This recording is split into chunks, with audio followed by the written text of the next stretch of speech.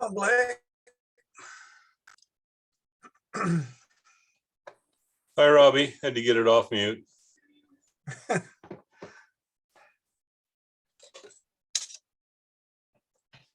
Yeah, I'm having trouble with my screen here. I only got a half a screen here, so I got to. When my wife comes back, she knows how to expand it out. Ah, very good. Now, right now, you're a little bit bigger than a postage stamp. Let me see if I can fix that. Oh yeah, now you're on an 8.5 by 11 picture. Now mine's only about a 4 by 6 here. Did you ever come up with anything on that trench? No, I have found nothing on that. Most of the materials that I am real rich in are from the mid 1920s through about maybe 1950, and your piece is not in that area, so I didn't have a whole lot of resources to go to, but I didn't come up with anything. Okay, well, I'll keep looking around and see what I can find. Yeah. I think my company is arriving. I hear something out there. Okay. There was a confusion between Sunny and well, I think our editor wants his newsletter to go out right at the beginning of the month. I think we just haven't quite. I think we all need to look each other in the eye and say, "What do you want?" And we'll do it. I would hate to see Dick come back and say that he likes it the way it is, that he gives it to Brian, Brian mails it, because there's a group of about 6 or 8 people that really look forward to the folding group. I'm one of them. I would be very disappointed if we didn't get to come over to your house once a month and do our thing. well, Besides that, how do I get my parts to you? Well, yeah, unless I can drive over there. But no, it's much easier when we both have something in common and you don't need to make a special trip over. Well, especially we used to have our Wednesday nights. We'd come over and do our work and stuff. I don't know if you can see over my left shoulder right over here, all of those transformers all along there. Yeah, I've got a cart absolutely full of new old stock ones, and what you see over my shoulder is about, I don't know, a third of what was brought over and dropped on my garage floor last weekend. A bunch of freebies floating around there. Lots of chokes and power transformers and audio transformers, but man, oh man, Bob Walters must have had his fill of filament transformers, because that seems to be what they all are. You know, I've got some filament transformers over here that are like 10 or 12 amps. Well, you and I talked about them the other night on the phone, I think. Yeah, it must have been some hefty duty power supply they were in. Well, they're new old stock. I mean, they're in the box. I'll show you what I mean.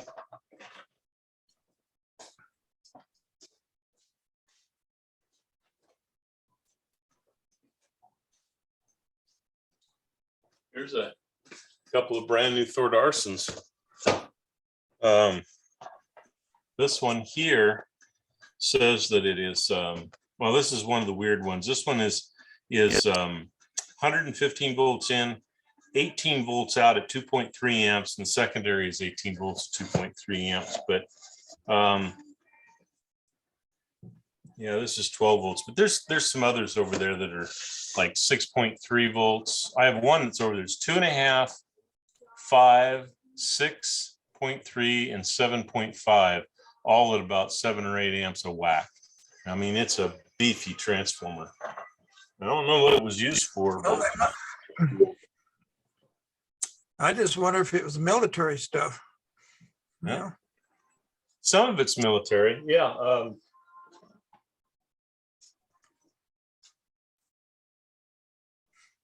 You got a bunch of them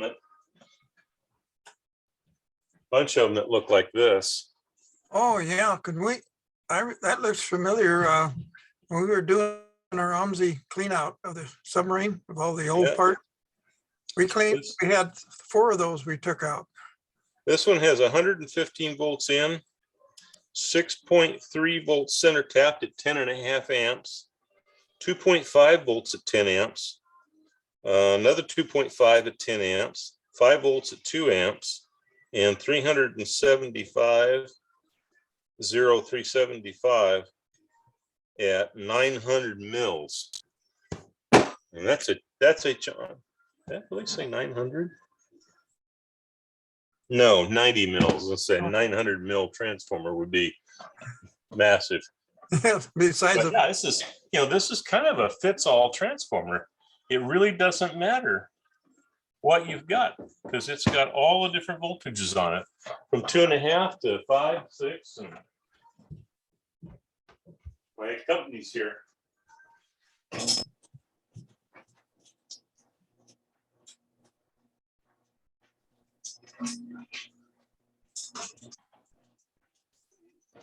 Yeah, I got transformers everywhere. Somebody came and dropped off a few. Okay, I guess you're lucky. Thanks. oh, that must be Tom Marshall there. Yeah, Tom Marshall's over visiting. It's just Robbie and I. He's working on a chassis for me. No, I'm not. How's it going? It's done. Oh, it's done. Yeah, Done. Pretty much doing good. yeah, I think everybody's doing good. Robbie, you doing all right? Brian's asking. Yeah, I feel just great today. No problems. I guess I should turn that a little bit more so that you can see right there. We have a new heater out here. Oh, okay. Bought one of those radiant jobs, and boy, does it work a whole lot better. Okay. That was one of our purchases this weekend. It was a very expensive weekend. The only thing that didn't come in was the Lexus. Fortunately. Our range is in and installed. Our new microwave convection oven's in and installed, and we got the new coffee pot and the new heater and a new toaster. So we're living the high life now. We can burn toast and make coffee, and got a stove that actually works. We were without a working range for 3 months. Hey, Lyles. You can boil your tea. Yeah, we can boil our tea, or we can. It's a Keurig, so it does pods or pots. Good And evening, we- Robbie. I didn't mean to like ignore it. you. Morning. What's that? Evening. Yep. So it actually uses regular ground coffee on the carafe side, or you can do the pods on the other side. Oh, that's pretty neat. We replaced our stove last year. We had the open burner one type. Yep. We went and got the one with the glass top on, Oh, nice. and that works really good. Yeah, I'm not real happy about our lab stove. Even the guy that came in to replace it, he kind of shrugged his shoulders and he says, "Wow, that stove's not very old." And I said, "No, it's 5 years old, and we're having to replace it." And he said that he carted away about a half a dozen of that very same stove in the last 6 months. He said, he's seen his fill of them, but it was an LG, and we replaced it with a KitchenAid. So I'm expecting a little bit better. The KitchenAid stove is a whole lot better built. It's just heavier and more robust all the way around. Is it gas or electric, Blake? It's electric. My wife really doesn't like gas stoves. I do not know why, but she's just never been excited about them. It's a glass top and double oven, and the microwave over it has a convection oven in it. So she's got like three ovens. Yeah, my wife, she wanted gas, and so I plumbed it in, and I said, let's buy a secondhand one, see how it goes. Boy, she didn't like it at all. No, oh, well, No. good thing you bought a secondhand one. Yeah, for the start anyway, to try it out. Yeah. Oh, you're sometimes- sounding a lot better there, Blake. Oh yeah, I feel great. Yeah. Yeah, life is returning to normal. Yeah, my granddaughter, my son, and his girlfriend all have COVID right now. Oh, geez. Oh, bummer. I'm so Yeah. sorry. Well, I Rosemary, hope they have the same experience I did. my son kind of had a bad time Saturday, but I had 2 bad days that basically all I did was feel miserable and hang out in bed. yeah. But after that, it was okay. Anyway, granddaughter Rosemary, she's been wanting to come up, but she kind of had a sore throat and a cold. But I think it was the COVID. And then, of course, Dad and the girlfriend got it. And so anyway, Yeah, same thing in my family. My daughter got it, her son got it. Mm. So they're over. It's been 2 weeks now, so they're over everything. Sally and I didn't get anything from it, so. Good. Good, good. Glad to hear that. yeah, well, Yeah, they're I pretty got it. cautious. I with actually it. went in and got tested today again. I was tested positive on the 10th and got the results on the 14th. And then the hospital where I went, I called to see if I could go back, and they said that they don't allow retesting, but I could go to a different facility. So I did that and registered and everything, and I went in and got a second test today. So, but I've been feeling great. I feel fine, and I have been for quite a while. So I'm hoping that I can get test negative this time, and then that'll make me feel a whole lot better about coming to the meetings and stuff like that. Yeah, keep healthy for our show coming up. Yeah, for sure. So Robbie, I do have some 5879s, Okay, but not the 6386s.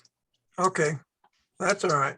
I don't know where you're going to find anything like that at a reasonable I was price. hoping you'd bring that back today. Those are running around $100 or better. Yeah, I know. It's darn thing. It's in my state level amplifier. It's a pre amplifier too, the first stage. Yeah. And That's your gain control stage. yeah.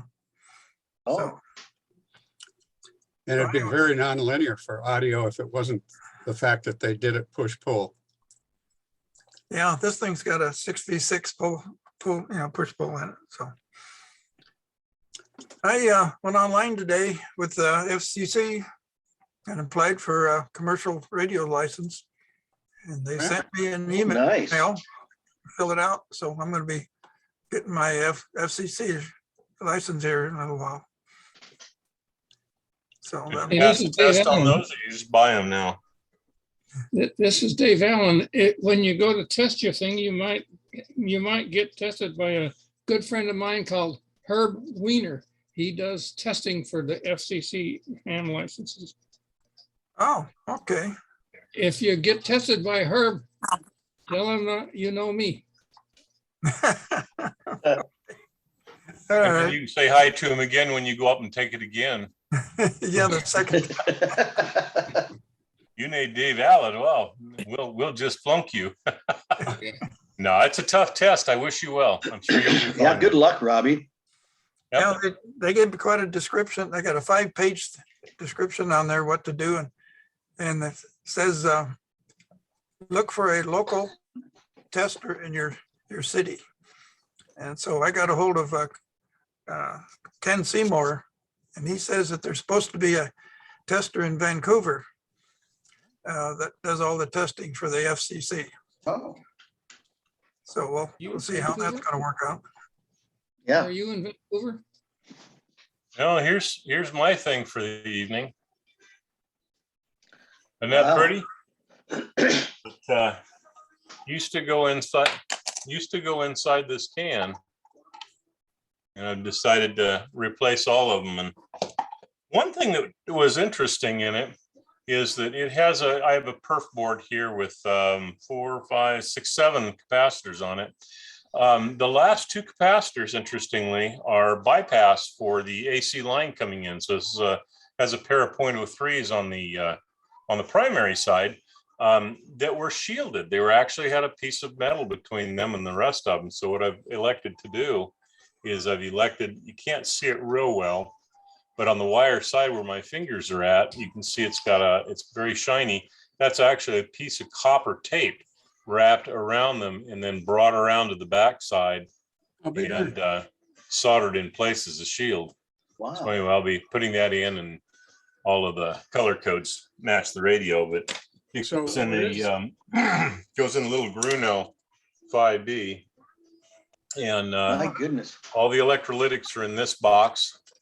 And then you can see on the top, you can see the tube socket with a hole above it. That's where that can mounts. There's not a lot underneath the chassis because it's got 5 electrolytics in the radio, and they're all mounted inside the box. And then there's 7 more inside that can. So that's my Goodness sakes. that's my little chore, but this wonderful blob of wax with all the capacitors in it. Wow. So A blob those are little bitty line filters then, aren't they? What's that? What's the size of those line filters? That's awful small physically. 0.033. Oh, okay. But there's Oh, I see we have some new. there's the original electrolytics. Yeah. Nice. That's cool.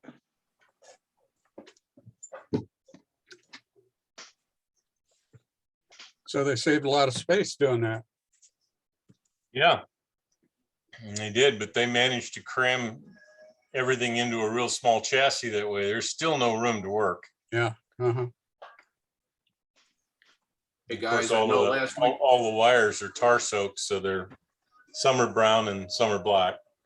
None are of any color. last week I was asking about an odd capacitor. It was a metal wrap thing. Yeah. I drilled it out and put a 0.01 in there, and it works fine. It's my T75. It runs good. And the 6F6 output tube, though, I measured it. It's over 300 degrees on the output. It's red hot. But I guess that's normal for that tube.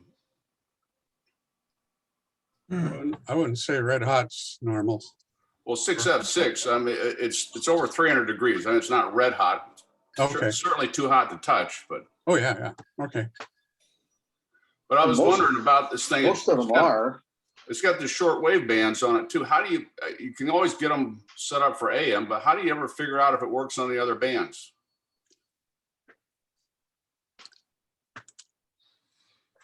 Signal generator is a real good start, but there's not a lot of stuff on shortwave you can normally get reliably other than WWV.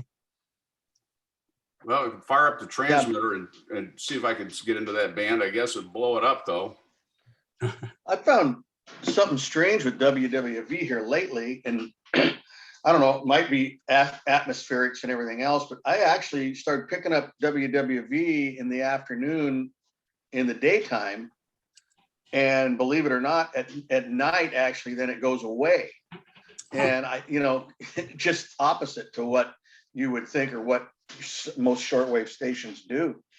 And I don't know the reason for it, but I've noticed that here lately with WWV. What frequency? 10 meg, and on 5 or 10, either one. Does it come in at 2.5 or just 10 I and think 5? it might. I'm not sure. Yeah, I used to listen to it, but the clock on my computer is just as good as far as I'm concerned. Yeah. I think WWV comes in at 5 frequencies, 2.5, 5, 10, 15, and 20. Yeah, and you can get it at 15 too, I know. But I mean, I was on 10 megacycles, and it was in the daytime, like 3-4 o'clock in the afternoon, and I was picking it up pretty good. And then later on in the evening, it went away. And so it might just be something with the atmospherics, even though, I mean, I don't know. Because you used to just be able to pick up all those stations at night. So Yeah, and if the found that to be receiver, kind of weird. if the receiver is out of alignment, then you got no signal to really zoom in on, you know? You Yeah. really need a signal generator to, Yeah, that's Just the better. best way. Just, Yeah. just take that and you can check your oscillator and everything else to see if it's coming in on at the right, Okay, the frequency on the dial, in other words. yeah. Yeah, So you know, all those stations that are used to broadcast in Europe, there's none of them doing anything anymore, I guess. Hey, Mike, maybe that change in your signal might be because they changed the direction of their signal. Yeah. Could be, Robbie. you know, talking about that 6F6, is that single-ended? If it has a cathode resistor, you might be able to up the value on that because you don't need full volume anyway. No, you're right. So I mean, like if it's, you know, 120 ohms or something, you could go to 200 ohms or something. Well, there's a number of tubes that'll fit that socket. It says it's replaceable by. Well, you want to check with your tube substitution book to see if it's going to be something that will substitute with that 6F. It's a 6F6, you said? Yes. Yeah. You said it was glowing red. No, I'm exaggerating for clarity. I checked it with a heat spy. It was over 300 degrees. Is there anything inside glowing red like the plates in the grid? You said it's metal, It's a metal tube. metal tube. Oh, you can't see inside. Okay. All right. That's, Well, I just never real realized smoke. it'd get that. I didn't think it'd get that hot, but it does. Oh, yeah. I talked Rick, when I emailed you, you said you checked the plate and screen voltages and everything on it. And It's of right course, in that's not line. going to give you the current, but you did say that they were okay. Yeah. And the radio plays good. Well, I looked at some other websites and the conversations around it, and they said, yeah, it's a tube that runs hot, you know. So I just didn't know how hot. there's no substitution in my guide here. Yeah. Oh, well, just drill some holes in it with air out. Yeah. The data sheet says the plate will dissipate 11 watts. Well, That's pretty hot. Yeah, that is. every bit Well, of that. most of those tubes, the glass tubes, like 6F6, 6L6, 6V6, all of those output tubes. And with the glass tubes, they get, really hot. You can't you can't put your hand on them. So I'm wondering if just because it's a metal tube, maybe that's making it run a little hotter there. I don't know. You're probably right. You can find another one that's glass tube, but probably run cooler. Well, Right. they make a 6F6 GC or GT and some other variables on that. I suppose you could plug it right in there. Yeah. We're gonna dissipate the same watts though. Don't you remember Well, as long as it keeps working, I won't change it. all the time? You watch me play. There you go. If it ain't broke, don't fix it. There you go. Because it's got a crack in it, doesn't mean it's broken. Robbie, you're talking about those tubes that you're looking for and that they're kind of expensive. And it reminded me, I have the tube of the month for February is Western Electric. And so I wrote up a little write-up sheet for the meeting to talk about Western Electric, and everything is all about the 300B, and a lot of the data and the fact that Western Electric is still making those for high-end amplifiers and all of that kind of jazz. But I wouldn't want to go out and purchase one just to bring for display for the meeting. I don't know, what are they running now on eBay, like $1,500 or something like that, or maybe that's for a pair of them. I'm not sure. So I've been looking for substitutes for it. Because I think there's a substitute for the 6386. Oh, the 6386, yeah. We were talking about tubes getting hot. I have a power supply for my radio station. It's a Gates, and it has a 6080 tube in it, a dual triode. And that thing gets so hot, you can, you wouldn't dare touch it. It'd burn your fingers on it. Yeah. That thing is the size of a 5U4. Yeah, those are used for voltage regulators and all the old Tektronix oscilloscopes. I built Yeah, an amplifier out of 6080s stacked yeah. and a DC to 100 kilohertz and a Sweet 16 speaker system that was in electronics at one time, where you put the speakers in series and parallel to get 8 ohms out, but you had 16 speakers, small ones. Wow. Anyway, I reconfigured that to series, and then I drove it with this amplifier directly. And the thing is, to get the thing running, you turn it on and you see the speaker cones go whoa, whoa, as the control loop got into the situation. Anyway, Wow. it was a neat amplifier. It worked really well, but it was direct coupled DC on Oh up. my gosh. But we didn't have much DC audio at that time, like these cars have today. The boom, I'll boom, be boom. darned. Mhm. Well, Yuri, do you want to introduce yourself? We have a new person here, Yuri. I mean, not really, but I guess I don't have a choice. Not anymore. Same with you. So I'm just joining. I met Dave a couple of weeks ago, and he told me about the radio club. So I've been tinkering with tube stuff as an amateur. I'm a software guy, so tube things are A, 2 generations before me, and B, I sort of kind of know what they do, but I have no idea how they work. So I'm just trying to kind of listen and learn mostly. All right. Well, And Yeah, I'm welcome. never told You before. come to the right place for people who know how tubes work. So Yeah. Bruce used to work for Tektronix, and right, designing oscilloscopes with tubes and stuff like that. And I didn't design with tubes. I was a little later.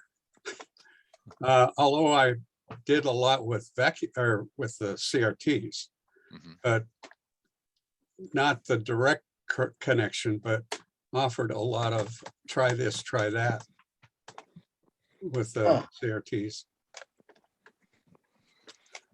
Am I shareable? you are. I think so. Oh, Franklin's the host again. Oh, here we go. I ran into this pile and I thought, oh, that's cute. And it's 3 volts. Oh, wow. Yeah, wonder 3 volts. Huh?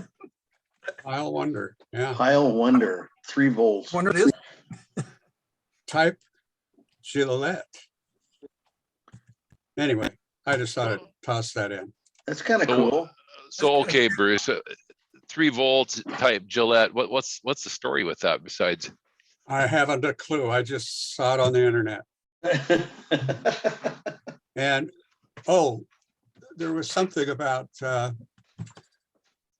multiple voltage batteries. And typically, I've never seen a 3 volt battery. You put 2 batteries in series to get there. Yeah.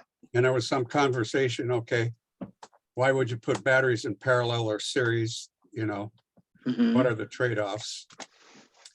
Well, there's a cell that's 3 volts, isn't there? I don't know if it is it.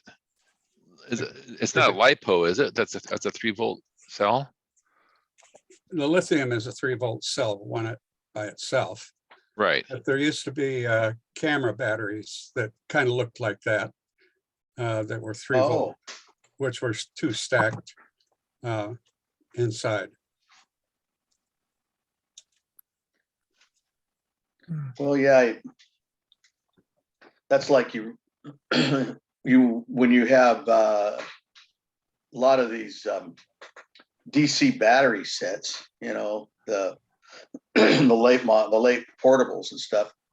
You can take, for instance, you can take a bunch of 9 volts and put them all in series to get your B plus. You know, I had one, in fact, I got one here and I might bring it out and show it to you, but it's running 57 volts on B plus, which is just fine, plays good.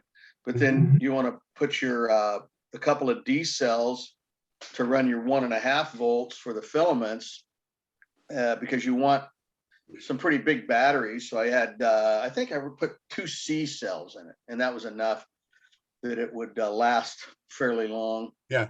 And give you, but you put those in parallel, run a 1.5 volts for your filaments, but you want some pretty fairly good batteries because they run a little higher current. But you know, they designed those 1.5 volt batteries to not pull a lot of current. Yeah, what is So it? your little radios would work for a while. Yeah, it's like 60 milliamps, isn't it? Yeah, it is. Yeah. Yes, something like that. Speaking of batteries, I've got a Zenith TO, and of course there's no battery in it, but don't you put a whole handful of 9 volts in there to get that thing going? Sure. Sure. I haven't started working on it yet. Yeah, the filaments though are 9 volts too. I mean, the B plus is, 90 nominally, but the filaments are in series, so it wants 9 volts for the filaments. Oh, yeah. Yeah, on that one, yeah, they're in series, yeah. Yeah, the ones you're talking about, Mike, that, it's 50 milliamps per tube times 4 or 5 tubes. Sure. So it draws Yeah. quite a lot, yeah. Yeah, you add that up, but it's still, a couple of C batteries, usually you can run them for quite a while before they start to drain down. But then, of course, you remember the 01As, so you took an amp? Oh, yeah. Well, that was, I believe, it was the 01. It was not the A. Yes, That right. was a real high current tube. It was unreal. Yeah, it was, what is it, an amp and a half or something like that. I can't remember. And then they came out with the, in the 20s, later on, they came out with the 01A, which pulled far less. That's like a 1/4 amp, isn't it? Yeah, something like that. I don't know. You have to look it up. So that was thoriated filaments. Thoriated. Yeah, there you go, Myron. That's right. Where's Franklin? We're supposed to talk about portables. Yeah, he's here. He's been here anyway. Does anyone have a portable? Yeah, I do. Well, what's the definition of portable? Get it. Does I'll it be have to right have a back. handle or? Hold on. Has to run on batteries.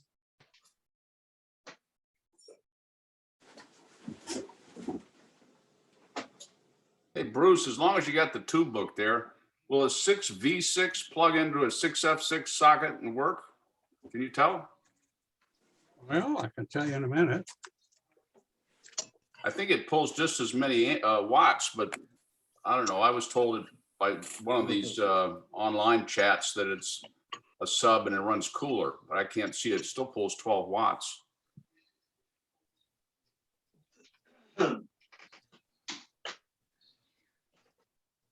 Just out of curiosity, when you tested your tube, you checked it for shorts and stuff, right? Yep. And it's fine. Yeah. I mean, I just never expected it to run that hot anyway. But I saw where a 6V6 was a sub for it.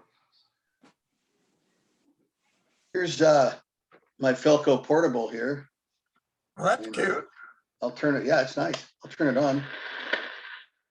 It doesn't have the same pinout. Okay. Oh, it is going through the motions.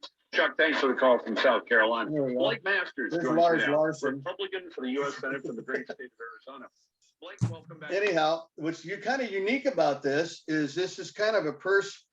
It's kind of a ladies or a woman's purse, I guess, kind of. It doesn't have to be, but it's got this long shoulder strap, and this is the antenna. Oh. Yeah, it's got leather in here, and then they run inside the leather. They run the antenna all the way up around and then back down the other side. So then you can take this strap and turn it, whichever way you want, or you can put it on your shoulder and you can turn whatever direction you want to turn to get good reception. So But, it's, yeah, let me open it up here and I'll so it's show you. it's just one turn, a loop antenna? Well, it's made out of, that kind of mesh wire. So it's kind of a mesh Oh, stuff okay. that goes up in through here like this. So it gives you a lot of contact for the antenna to make, kind of like not a Litz because it's so much bigger, but it fills up this entire, here, let me show you, fills up that entire part of the inside of the leather there, but it goes all the way around from one side to the other. So it's a wide mesh conductor. That's a wire mesh, yeah. And then here's the insides. To And, resonate that, The you're gonna have, the tubes are all upside down. This is a Filco Pt89 is what it is. And you can see here's all of the 9 volts here. I've got them all in parallel and wired in that way to run it. And then here are here's the 2 C batteries over here to run the filaments. I don't know if you guys can see that okay, or. yeah. Yeah, that's And pretty it cool. runs, believe it or not, it runs loctals. So it's got 4 loctals to run a thing. I got a little bit of duct tape holding the wires down there on the batteries, and then they're all inverted. But I went through it here, and you can see the upper part of the chassis there where I've put in the caps or replaced the capacitors inside there. And it plays very well, and it's kind of, Pretty cool. this is also another one of my wife's radios. So Mike, does that have a board in it, or is that point to point? No, it's all point to point. It's probably was made in the 40s. I'm going to say something like that. I'd have to look it up. That's But, pretty yeah, compact. no, there's no board in it. In fact, here, I don't know if you can see this, Dave. Here's all the wiring and capacitors in there, Okay. Yeah, or part of them. You can't see all of them. They go underneath this other part. But yeah, it plays good. Cool. That's the smallest tube portable I've ever seen. Yeah. There you go. Hold up your purse, Mike. What's that? Hold up your purse. That's what it is. It's like a little purse radio. I said it was my wife's. And it is. Okay, so Let me say this, that's not the smallest portable I've ever seen. When I was in No, high I school, bet it's not. I bought what was called the Tom Thumb portable. And it Yeah. had little tubes that were the size of hearing aid tubes. And it ran on 22.5 volts and 1 C cell or D cell. And like a stupid idiot, I sold it for a ham radio, CB, Citizens Band radio. And I wished I still had it now. But you do. How long did it run with a 1.5 volt filament battery? That's a good Tom question, Thumb or Miles. Yeah, I put this in quite a while ago, and I got to try and get it back together. Quite some time ago that I've had, when I first restored this, I bet I've had this thing a couple of years, and let's see, I think, yep, that looks like that got it. See, and then here, you slide the 2 halves together, and then this thing, you slide this piece down, there we go. And then that holds it together. Byron's got so Mike, that must be a wire antenna, not a loop antenna. Yeah, it's a wire antenna. Yeah, It's a, because I was going to say 1-term loop would be really hard to. oh, yeah, no, match. that wouldn't be much, would it? Okay, Yeah, no, this is like a big wire mesh stuff that goes all the way inside this handle and back down. That's the antenna for the radio. I found that to be kind of clever. Okay.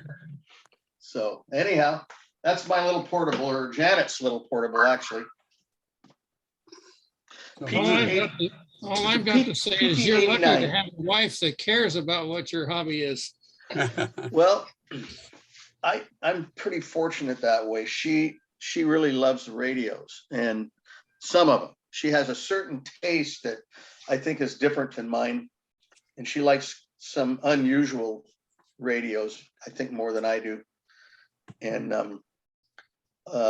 sometimes I'll restore a radio and then do the woodwork on it or whatever, or if it's plastic, clean it up or whatever, and bring it in the house. And then she says, she gives me either the okay to sell it or no, we're keeping that one. So where'd you get that little Filco, Mike? Do you remember where you picked that This up at? one, gosh, I'm trying to remember, Dave, where I found that at. It wasn't in an auction, but I think I either picked it up at a swap meet or maybe it might have even been like an estate sale, but I don't remember. Gosh, it's been about 2 or 3 years since we've gotten it. And I've gotten so many others that I lost track on where I came up with it. I've even picked up a few nice radios down at Rick Rial, although I don't think I got that one there. So I think that's coming up too, isn't it? Yeah. Isn't the Salem Ham Fair coming up? Isn't that this month? Is it? I think so. Is that this month, Lyles? Do you know? Normally it's the third week in February is the normal time. Yeah, that's right. Yeah. Mark, yeah. No, I haven't seen anything on it yet, Okay. but that's, I don't know how much publicity they put out. Well, I talked to Ed Gunther. He says he wants to go. He's going to go down there. And so I told him I'd like to go, but I'll just have to wait and see. So Myron's got something there. So Oh, this let's is see. an RCA. There's Myron. Yeah, a BP10, which it stood for personal radio. So, the miniature tubes came out in like 1939 or 1940 or something like that. And this is in a leather case. And this was the first radio that made the use of these tubes. And so you see, I take it out of the case and it opens up. And then you can see it's got a monogram. It's got like 3 letters in the middle here. So you could, put your initials on the thing. Oh, Wow. that's a nice looking set. Oh, I see that. And Yeah. it's plastic and, That is chrome nice. plated, and the antennas on the top here. You can Well, it see says the leads RCA there. Victor on it. Yeah. Yeah, it's a BP10. So it has 4 of the miniature tubes, Yeah. and it's pretty small. So it's got a little handle on the top. It is. But this was revolutionary, like about 1940, 1941. Right. My for gosh. for those tubes. And so whoever this was GWV.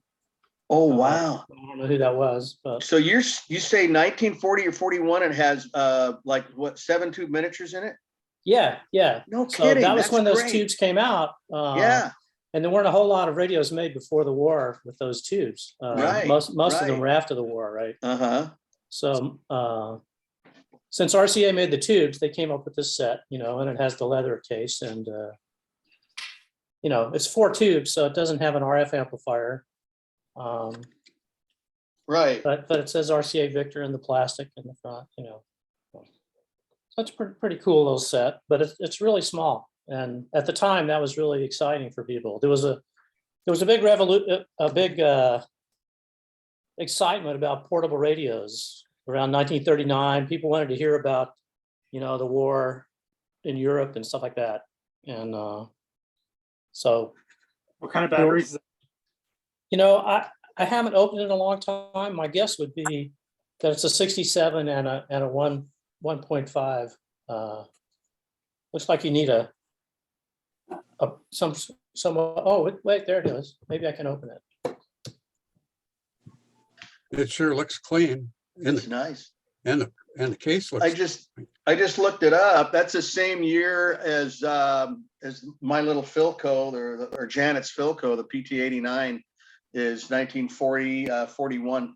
So just pre-war, but it's got loctals in it, which you would expect, you know, Yeah, from that day. Filco. And Filco. it's got four loctals in it. So yeah, same deal. No, it just got a converter and IF and So this It takes seems us- detector and I output. hope Yeah. it doesn't have a rust in it. But I know it doesn't have any batteries in it, but it's kind of stuck. So I'm not going to open it, but I'm pretty sure it was 1.5 and 67.5. They had those little rectangular 67.5 volt batteries. And I have one more set here, which is post-war. Just a second.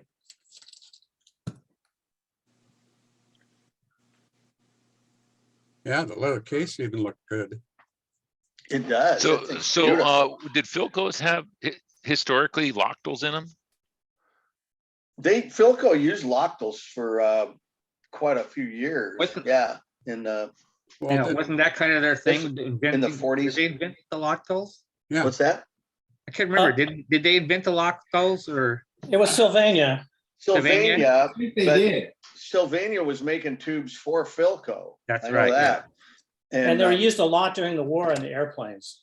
Yeah. Because they locked in, kind of snapped Yeah. into that little, Yeah, they lock wouldn't in. come little, out. little bump, so they kind of snap. Yeah. Yeah. That's like this radio here. Mine, they're mounted upside down. So it's convenient, you know, to have a loctal so they won't fall out. So even though this is a 1948 set, this is an Arvin 250p, around 1947 or 48. You see the dial. And Oh, sweet. of course, this is a three-way set, so you can plug this into the wall, unlike a BP10. So there's going to be a cord in here, you know, that comes out. Yeah. And the interesting part is this green stuff is like some sort of a bakelite or masonite or something. So because the antenna's inside, it has a coiled up antenna in here. Is But that metal on the top? Yeah, so it's Myron? metal on top and metal on bottom, and has a metal chassis, and then the antennas at one end. And so this insulation lets the RF come in. But compare this to that BP10, it's like, it's still using those miniature tubes in 1948. But this guy has an RF amplifier, so it'll perform much better. Oh, okay. Well, yeah, and then you must have so you got a rectifier too, if it runs AC. I can't remember if this one has a selenium. That was Or about selenium. the time. Oh, yeah, it could have a selenium. Yeah, About that's the right. time. I just looked up the schematic. Yes, it does have a selenium rectifier. Oh, okay. In 1948. That was pretty early That is early for one of those. for those. Anyway, still got the same miniature tubes, interestingly, even though it's 4 times the size of that other guy. Did you replace the selenium rectifier? I don't remember in this set. In general, if they work, I leave them alone. You can put a silicon diode in there, but you need a bigger resistor. You need to put a resistor in series, yeah. Yeah. Well, just put a resistor they in usually have series. a resistor in series in them already, but it's like 33 ohms or something like that, and you need something more like 150 or so to keep the voltages down. Yeah. Yeah, that's what I do. You When know. I put a diode in place, in place of the selenium, that you have to up the resistance to get the B plus where you want it. Well, I'm more worried about the filament voltages, Yeah. and the other thing Yeah, I'll do is that I'll put a all of it, a Zener if they're in series. It's a 9-volt Zener or a 7.5 volt Zener to clamp that filament voltage, because our line voltages are so much higher. Yeah. And you put a selenium in there, and you might have a 9-volt filament string. You're running at 12 volts or something. That's no good. So no, that isn't. You have to put the resistor in. Sure. But then to really make sure a Zener works really well. Yeah, I've done that and checked the filament voltages on those, and also and check B plus. It's usually supposed to be around 90, and I've had to just what I've done on those, because you never know, you know, and I can't tell. I've done some of that to try and figure it out, because I don't know changing from like a diode from a selenium, how much you're going to gain in current. So I just do it by trial and error usually, because it's not hard. You can tack a resistor in there and then check your voltages until you get it about right. But I've had it anywhere from 85 ohms up to, like you say, up to as high as 150, depending. Yeah, something like that on the usually works circuit. fine. Yeah, yeah. Like I say, I don't think the B plus is that big a problem. I think it'd be okay, 100 volts or something, but Yeah, 90, You know. 100 volts. You're right, but the filament is more of a problem. You don't want it too high. yeah, You'll burn the tubes out. for sure. So there was another set of miniature tubes that was made by the Europeans that were 25 milliamp instead of 50 milliamp, but you don't see those in American sets at all. Oh, The letters are in the European start with a D, so a DAF, DK, 90, those kind of things. So there are some tube European sets that have half as much current draw on the tubes, on those same miniature tubes. And I think I've showed that to you guys one time before. I bought a set in Germany one time and brought it home. And it has those 25 milliamp tubes in it. But they're the same physical size. Yeah, Uh-huh. Yeah. Okay. you just don't see them. The Americans just, you know, Americans already went to transistors. So Yeah. by the time that happened. Hmm. So that's my show and tell. cool. Very nice, Myron. Well, RCA's last gasp with tubes was the Nuvistors. But did they ever make the resistors for small radios or something like that? I mean, I know they use them for the higher frequencies. They were mostly in TV tuners and industrial stuff. Okay, that was, Yeah. Front end of tech scopes. Yeah, and tech scopes. Well, industrial. I got this red channel master here, and it's called a super fringe. And I got this given to me by an OTAPS member, and that's a person that's in the Oregon, wind up phonograph club. So he didn't want it, so I got it, and it's not too bad shape. There's no chips or cracks. It takes 4 C batteries, but I put 4 of them in there, and you can hear it, but it's really, really barely audible at maximum, voltage. So something wrong with it. And the other thing that's bad is it looks like it's missing the emblem up there. So that's my portable. Is it transistors? Pretty sure. Yep. Yeah. Well, Ed said he had one. Ed said he had one of these. He says it really performs real well, but obviously this one doesn't. Is that a 6509? It'd be on the, should be on the back cover. 6515, 6515. Oh, Okay. Where's that one made at Pat? Japan. Japan. Japan. Yeah. That's what I thought. the Sanyo. It'd be a Sanyo set made by Sanyo. Oh, really? It just says Channel Master Corporation. Channel Master. It should say Sanyo on some of the inside parts. Okay, so this is supposed to be a Sanyo somewhere?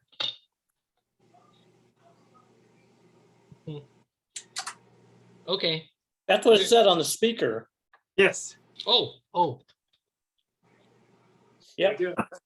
There you go. So obviously, well, does that mean Sanyo made the speaker, or is this actually the whole thing made by Sanyo? The whole Sanyo thing. made- Whole thing? Wow. Okay. yeah, I think a lot of those were made by this, or a lot of them had different labels on, made by different, Yeah, I had quite a few of those similar radios. I had one like that, but it was its little brother. And what usually happens in them is the coupling caps go out, and some of the other electrolytic caps also need to be replaced, and then you'll get your gain back. You can go in there with any old like 5 or 10 microfarad cap and just put it across all the caps and find the one that's bad. Well, wouldn't it be Really? that they're shorted out, Gary? Well, That things often fail open because they're dried out. oh, Yeah, you very seldom see those caps shorted. the coupling caps. Yeah. Yeah, any of those Any electrolytic. of them. Electrolytics. I replaced. I was thinking coupling caps would be like the, the 0.01 going to the grid or something like that. Not in a You know, transistor. Not a transistor. No. Yeah, these transistor sets probably have, 8 or 10 or maybe 15 electrolytic caps in them. Yeah, I check the ones around the volume Yeah. control. Usually the ones that kill your audio gain. Because they're much higher values than you see in tube sets. Yeah. Low voltage. And the one thing is they can be leaky also, which will screw up your bias. And that'll give you distortion. Right. I just finished replacing all the capacitors in that ZM3 capacitor tester, the military one. Mm. And they were just in there something fierce. And it was pretty interesting. They were metal shelled taper capacitors, but they had a metal shell on the outside that was grounded. It's kind of crazy. But those were leaking enough where it made a difference. And once I fixed that up, thing just really came to life, started performing like it should. It's easy to debug then. Yeah, your test equipment, you want to be pretty precise on stuff, and especially resistors and things like that, capacitors, because you're going to be using that to test other stuff with. So oh yeah, Well, it's kind of crazy on that particular piece of equipment. It's like the vast majority I got was Deer EED. It's a capacitor tester. It looks kind of like a big fluke meter. It's some on eBay, and they got a great reputation. They actually, the specs are crazy and impressive on it. But I was using that to compare, and I was within like 0.8%. Well within the, just crazy. It cost a great deal of the range, from like 5 picofarads up to 10,000 microfarads. So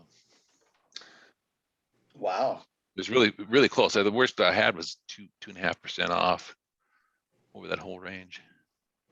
what was the volt? Were they low voltage caps then, Dave? Or No, I was measuring the upper ones, the electrolytics. So like the 2 millifarad would be 75 volt, 2 millifarad. But I mean the high capacity. I mean the capacitors. Well, yeah, it goes up to 600 volts. You can test leakage for up to 600 volts. Yeah. Yeah, I've got one that goes up to about 600 capacitance checker. For leakage, and then major insulation on your mica and your paper and stuff like that. Looks like Myron got his open. Yeah, I just wanted to show it's it's good. got room for a 67 and a single 1.5 volt battery in it. Mm-hmm. But that 67 takes up, half the back side of it. Sure. Yeah. Those big 67.5 volt batteries. The 67.5 volt battery would last forever. Yeah. So Myron, can you put 9 volt batteries, like 7 9 volt batteries in series in there to make that up? Or Interestingly, I bought a thing on eBay. A guy makes a case that looks like these, batteries, and it opens up and you can shove the batteries in there. Wow. It has connectors on it and everything, and then you close it back up, has a Velcro top and everything. Yeah. And so it fits in the same package. Nice. And it has the right snaps on it and everything. It's really a Oh, great little wow. battery. Yeah. And so you can use it, even comes with, cheap 9 volt batteries when you buy it. I'll be darned. And it's kind of spendy. I think it was like $25 or something, but still, it looks real nice. Took like on this one here in this Filco, I just snapped them together, you know, and then you can fold them over and put one against the other until you can make this big glob of 9-volt batteries, you know, together, and you just snap them all together. You know, I can't remember how they actually go, but then that one there, I think, I can't remember what voltages it wanted for B plus. It was close to 60 volts. So I used, ended up with what was it, 57 volts, and that was plenty to run the radio. It was happy with that. So we were talking about capacitors. I don't know if you can see this very well focused, but yeah, this is 0.01 of 600 volts. Yeah. But this is out of a vacuum tube computer that they didn't want to fail. And you can see it's a can with the lead soldered to the end. Right. And on the other end, it's glass sealed. Really? It'll never fail. It'll never get any moisture in it. No, that's right. But it's glass sealed. To the Holy max. cow. Tektronix quality. Yeah. Yeah. It's in a glass envelope, so it's gonna always be, you'll never get any moisture in there. Yeah. Huh. Cool. That's Well, cool. I never even knew that. I didn't know they even made anything like that. Well, the thing is, they had so many components in those vacuum tube computers back then. Mhm. We just didn't want anything to fail. I mean, take you forever to find the failure, you know, and so Yeah. they just made them ultra reliable stage by stage. Sure. Oh, wow. What did they cost? So they must have been a fortune, right? Oh, I'm sure. Yeah. They had this computer at the Computer History Museum. There was one of the early, I don't know if it was an ENIAC or whatever it was, but they found out they were having trouble because the sunlight was getting in and affecting the tubes. The emissions of the tubes was affected by the solar radiation. Really? Oh, crying out loud. My goodness sakes. That's a great museum. That's a good one. I haven't heard of that one either. Yeah, it's a great museum. Oh, I'll bet. So this is the one in Seattle? No, it's in Mountain View. Oh, okay. Yeah, I went to the one in Seattle and they were It's working on a right next to Moffett. Yeah, they were working on a vacuum tube computer to get up and going. But that was a few years ago. I think it was a Raytheon.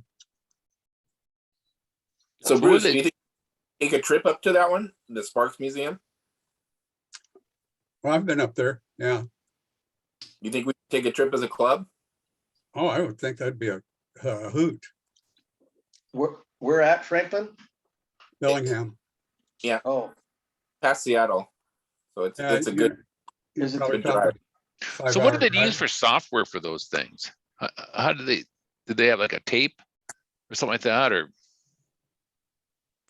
I don't know whether they had tape yet at that point. He probably used 8 punch hole tape, tape with 8 punch holes in it. Isn't that what they call tape? Yeah, the early paper tape. Paper tape, yeah. Or did they have to go and like flip the switches and, one word at a time or something like that? Well, that's the way they started. Yeah. We had paper tape readers and punches and teletypes when I first went to work in '75. Yeah, They used to use these. Those weren't vacuum tube computers in '75. That's true. They used to use those punch cards, but I don't know if they ever use those like on computers or not. That it doesn't have a whole lot of data on one of those. Oh, yeah. They use punch cards on computers all the time, Mike. Did they? Okay. Yeah. All right.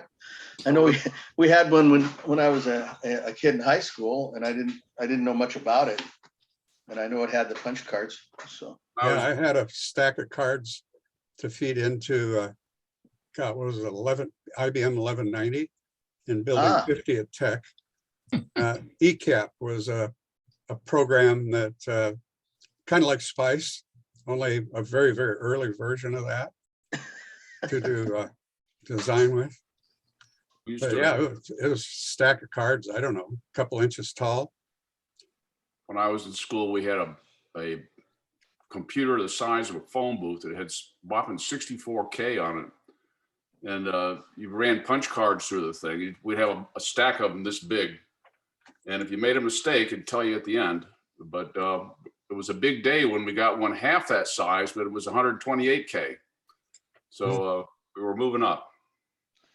Yeah, I can remember the same thing. I'd turn in my cards in the nighttime at college, and the next morning you'd go and see what it is, and then you'd get the report, error on card two.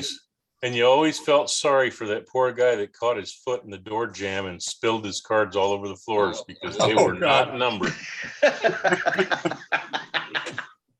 So the trick to that is if you had a big stack of cards and they had, you know, we call it drawers that you stored your decks in, right?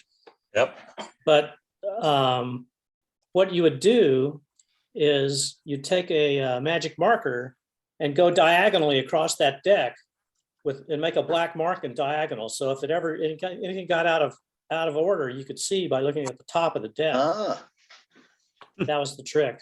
That's pretty good. But yeah, everything was batch submission. So you just put it in a queue of this guy with a window, and the machine was back behind the glass. Yep. And then, you know, you get a paper printout later whenever they got around to it. I worked at a paper mill one time, made the card stock for all those punch cards, and even the ones that produced all the hanging chads, which were very popular once upon a time. Our computers in Colorado were made by Cyber, and I did one semester in punch cards, and the next summer I took every penny that I earned working and bought a Commodore computer, and it was I think, let's see, it was 96. So there was a 32K machine with a pair of floppies, pair of 5 1/4 shoe guards, and a printer with no descenders. And most importantly, it had a 300 baud acoustic couple modem. Oh yeah. It was $4,000. I had a choice to buy a new card or replace the one I had that didn't run, or buy that computer. I bought that computer and it served me well for probably 7 or 8 years.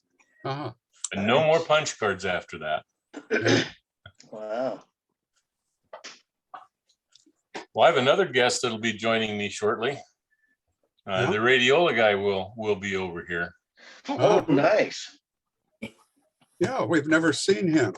He hides from the internet. Yes, he does. He has more computers than anybody I know, but he is not present on the internet. But he'll be over here in a minute. He needs a power transformer. And somebody who will remain nameless delivered about 120 of them to my garage floor last Saturday, and I've been sorting through transformers for forever. But wow, a lot of fun. It's also really good for muscle building. Oh, by the way, you know, the Vintage Tech Museum has got a lot of power transformers out of scopes. If anybody wants a scope or a really good power transformer, filling an amp or something, let us know. And we've got all the transformer data up on TechWiki. I don't know if anybody's just Google TechWiki. And anyway, there's a list of all the power transformers and current and voltage capabilities of all the windings and such. Oh, that's nice. They're just taking space, and afraid that corner of the building's going to collapse. And if Tech doesn't have it, come on over to my house. Oh, you've got a bunch of those too? Actually, some of them are pretty good. I have a lot of high current, low voltage filament transformers. I had one over here. I was showing Robbie earlier. It was 2.5 volts at 10 amps, 5 volts, 3 amps, 6.3 at 10 amps, and 7.5 at 10 amps, and then 375, 0375 at 90 mils. So pretty substantial transformer, but and I've got a lot pounds. of them that are just filament. What's that? 12 pounds, right? Yeah, that's about right. Yeah, there's, they made a lot of special transformers. Yeah. They made a lot of welders, for welding CRT parts together and you name it, spot welders bigger and Oh, yeah. put out a couple hundred amps at 5 volts or something like that. Wow. Yeah, I was wondering, where do you guys get the capacitors for these little guys? They're like, 10, 20, 50 microfarads, but they're like at 9 volts. Pat, you don't need 9 volts. You can use 25, 35, even 50. Right. They're the same size or smaller. And I get my stuff from Mauser. Yeah, physically, the new caps are a hell of a lot smaller. Yeah. But in other words, I can go up to maybe 50 volts because there's. That would be like, the this thing- maximum. Yeah, 35, 25, 35 is probably what you want. Hey, let me know. I've got a box about 4 by 4 by 4 full of small electrolytic capacitors that I got when I used to work at Tektronix. I can't guarantee how good they are, but a lot of them's never been used. Let me know what you want. And are they dry, have been kept dry, David, and all that? So They've just been in my garage and I don't know how dry it is out there. Yeah, I've got 1,000 transistors, I'm sure, and all with Tektronix part numbers on them. And hey, you guys got my radios, and the guy in New Hampshire got my oscilloscopes. Now I got all the components to get rid of. The footprint of mine. Okay. Well, just bring him to the next. Let me turn the monitor so you guys can see the old man. There's Oh, that hi, hero guy. Sonny. Okay, Hey, Sonny. Have a sit. Oh, How you doing, Sonny? Good evening, Sonny. Aloha. This is the internet. that's a hefty one. Hey, Bruce. Yeah. You're saying you have a transformer that I can make a spot welder out of? I don't happen to have one right now. I put that on the free table a couple of years ago. Oh, crap. Okay. I don't know whether we got one in our stock there at Vintage Tech. Most of those were out of oscilloscopes. I see. Yeah. And I'm not sure, well, a lot of it was from Stan Griffiths. Typically, we don't worry about, we just junk the whole scope. When we got too many of this and that. We don't save the transformers. I just save the CRTs mainly. Dave, if you're interested, I have old microwave transformer I used for spot welder. I don't need it anymore. You can just have it. Oh, really? Well, I have a spot welder for my sheet metal, but I was thinking, when you try to I got like a drill with the batteries are bad, right? Yeah, that's So- exactly what I was using mine for. Is that right? Yep. I have like 600 lithium batteries I was trying to build Tesla wall out. And then 200 batteries into it, gave up on it. 200. How many? What, you're gonna make a Tesla coil? Tesla wall. Basically, I was trying to make backup power wall, and then we sort of talked about it, and I sort of explained to my wife what 600 lithium batteries on fire would look like, and then that got vetoed in a hurry. Yeah, it would. So here's Build it. mine. So you can Well, see the little Lift it- fingers there. Raise it up. You can Raise see it the up, little- Bruce. Yeah, you can see the little fingers there. I think on the little tweezers. Yeah. And the heavy cable. Yeah. And so there's your connections. Oh, nice. But this is pretty heavy. So you've got a current and you've got a time that you can Right. set. Well, that's nice. So depending on the material, you need more or less current or more or less time to make the spot weld take. Yeah, like open circuit voltage, like 6 volts or. Yeah, something like that. Mhm. And there's a push button there. Oh, you can't see it very well. Did you make that, Bruce? With the timer and stuff? Nope. That came out of CRT Manufacturing at Tech. I was gonna say, that's pretty nice. I bought it at the That's country nice. store. And yeah, for batteries, connecting the wires across, it works pretty good. Lithium cells, you can use them for lithium cells, like. Mhm. Yeah. Yep. It's the only way to do it. You just go zap and then the wires are stuck, you know? Oh, there's the Aries. Yeah, so that's my transformer. And then I actually use this little Chinese gizmo. Oh, yeah. Okay. It's like $15 on eBay. So basically it's like, it needs AC.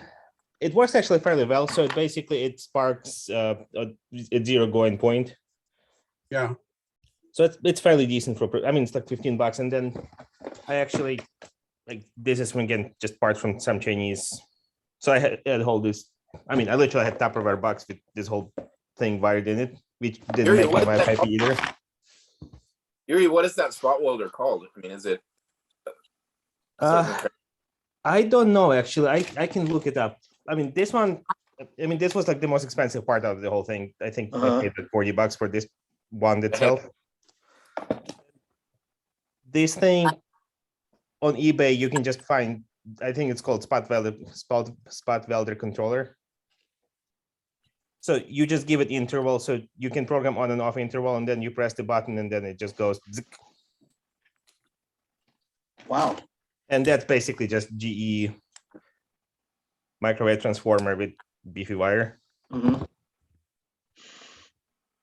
So the microwave transformer, is that the voltages we're talking about on that? So what I did actually, so if you look, it has the primary coil, and then I cut out the secondary coil and just did the 3 windings of really beefy wire. Oh, wow. Oh, wow. That's pretty clever. Yep. And your handpiece, does that work on pressurized or just a handpiece? It has little springs in it, so I just had a little pedal switch. So whenever I would just contact the battery and then just press the switch, and then it just times it for a couple milliseconds or whatever. The spring actually doesn't turn on the welding. No, this is just simple, just 2 terminals, and then the spring. It's not even really spring loaded. The whole thing is just there to kind of make contact. Cool. That's pretty clever. That's clever, Yuri. Hey, if there's a way to make sparks, I'll find it. Sometimes accidentally. Sometimes even on purpose, huh? That happened a couple of times, yeah. Looks like Myron has another radio. Well, I was just going to show you this Scandinavian radio that I got in Germany like 20 years ago. I was making a trip to Germany for the company, and I was looking for something to do. So I went on eBay Germany and bought this radio, and then I went and picked it up. But it has the 25 milliamp tubes I was telling you about. Oh, and wow. It's Skandinaviska Gramophone Company, Stockholm, Sweden. So it has tubes DK96, DF96, DAF96, and DL96. What kind of pins do they have? Are they? They're just their standard 7-pin miniatures. Oh, they are. Okay. But they only draw 25 milliamps instead of 50. Right. Wow. So Are those German made too? I imagine Telefunken made them, actually. I don't know for sure. They're behind a thing. But here. that would make your battery last a lot longer. Yeah, it says 4.5 volt and 9 volt batteries. And then, of course, you can plug it in 130, 150, or 220 volts. So when was that made then, Myron? What and year it's is got that? the European, I don't think this is the German plug. This is more like a Swedish plug. They're really small pins. Late 50s, maybe as late as 1960. Nice. Are those just the little round pins on the plug? They're round, but see, they're smaller than the German ones. You see? Oh, wow. Yeah. But I think they're Scandinavian or, Swedish or That's- whatever. That's 220? Well, yeah, that would be in Sweden. It would be, yeah, Okay. 50 hertz. It says on the back 50 hertz. But it's made out of wood and covered with leatherette and so forth, like you would expect. But it's got this cool, clear plastic in the front. Yeah. That's nice. So- How many bands does it have? It looks like, is it 3?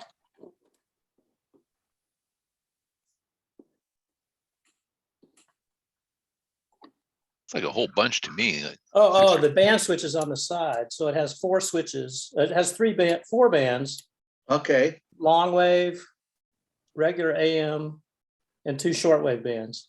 Ah, Yeah, because KV is KERS, so there's 2 short waves, a medium wave and a long wave. And then, of course, it Okay. has, England on here, Prague, right. different towns. Oh, and it has a tuning eye.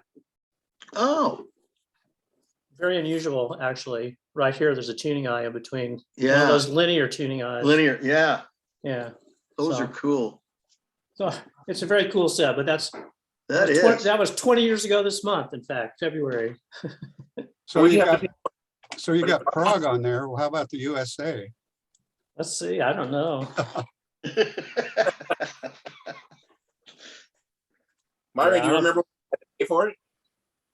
Must have been like $70 or something. Hmm.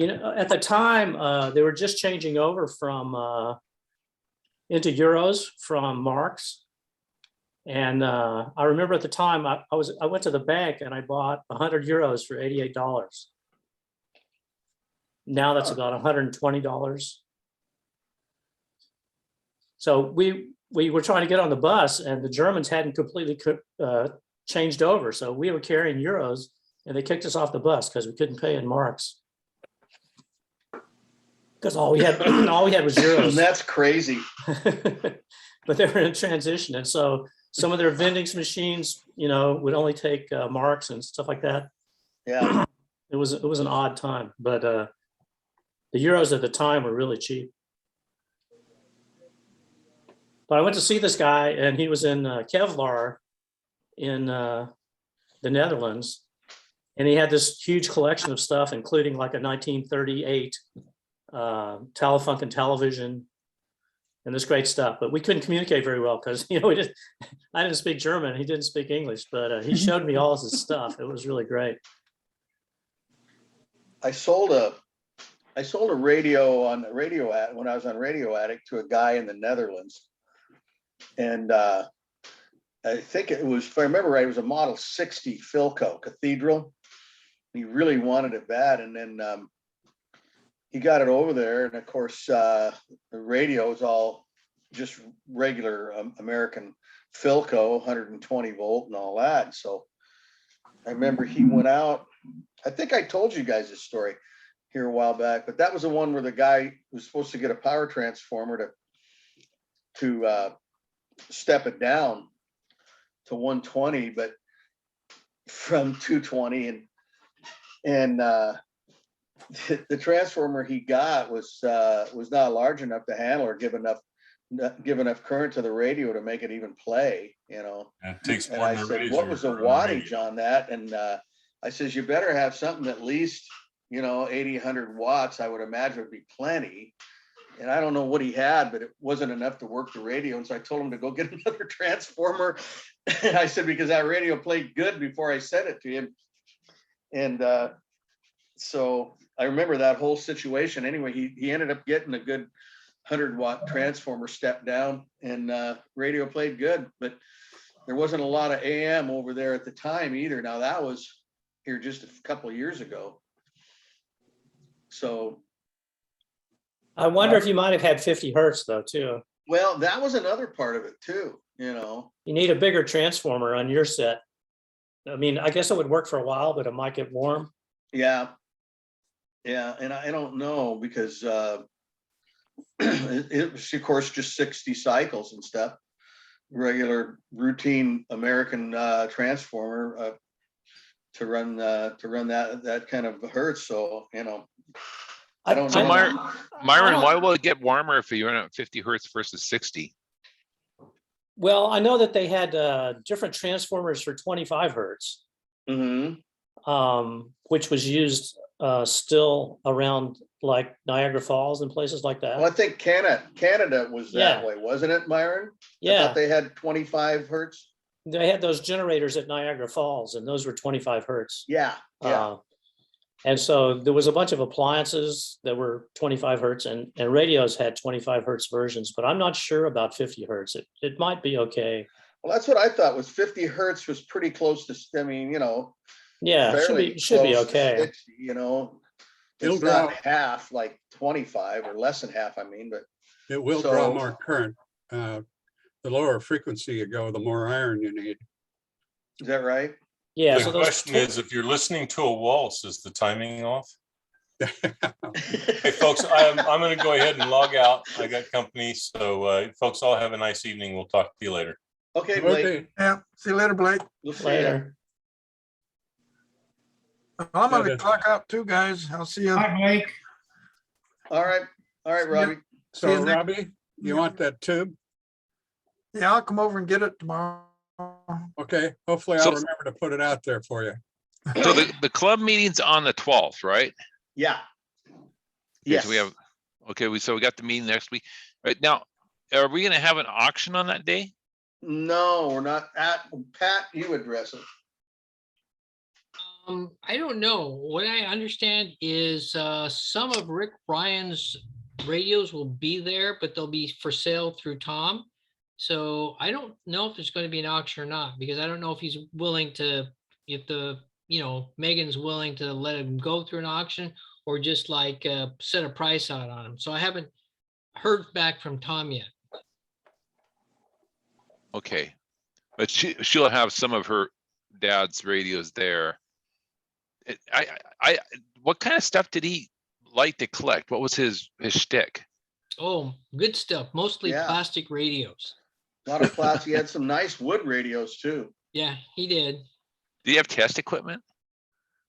No. No, Ah, that's my he didn't. Crack. I don't think Rick did a lot of work. He didn't work on radios much himself. I know he had Blake do some stuff. I did some radios for him. And that's why I don't think he really worked. So I don't think he had test equipment because he didn't really do a lot of work, but he loved to collect really nice radios and stuff. So he really Okay. enjoyed that. Well, I might have to make it to that meeting.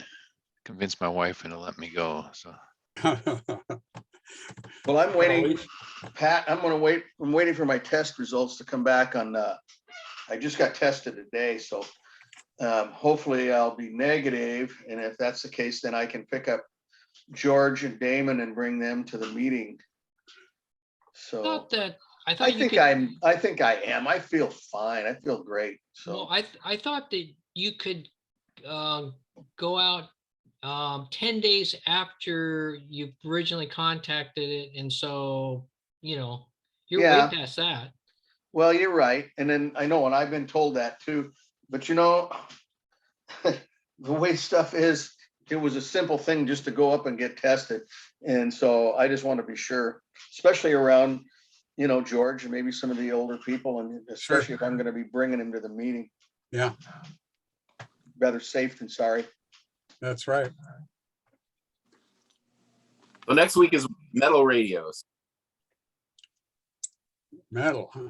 Metal. Yeah. Oh, Franklin, what about the weeks following that? I have a list. I'll send it to you, but Oh, I can't remember. If you have any more suggestions too, we can add those. Have you guys checked with Judy to see if there's openings on those weekends or? On the first Saturdays? Pat? no, we haven't, because there hasn't been any requests for additional Saturdays for auctions or anything like that. Okay.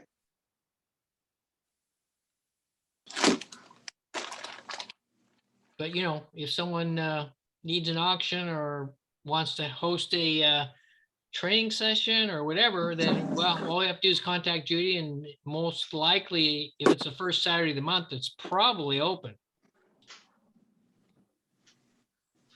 So you'd be talking, what, the first opportunity would be like the first weekend in March then?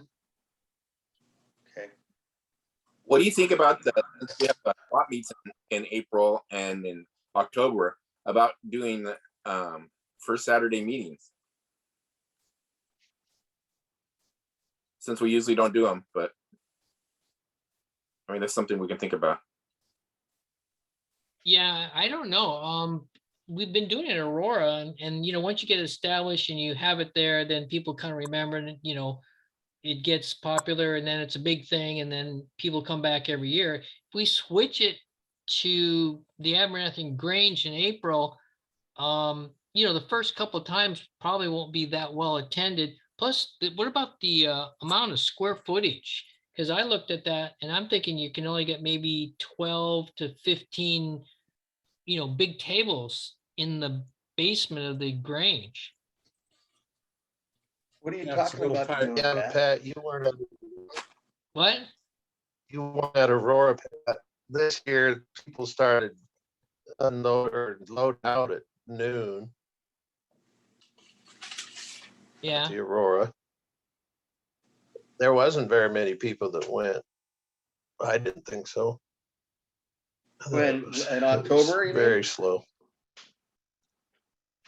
Well, the last Aurora, it was That was really slow. October. Pat wasn't there.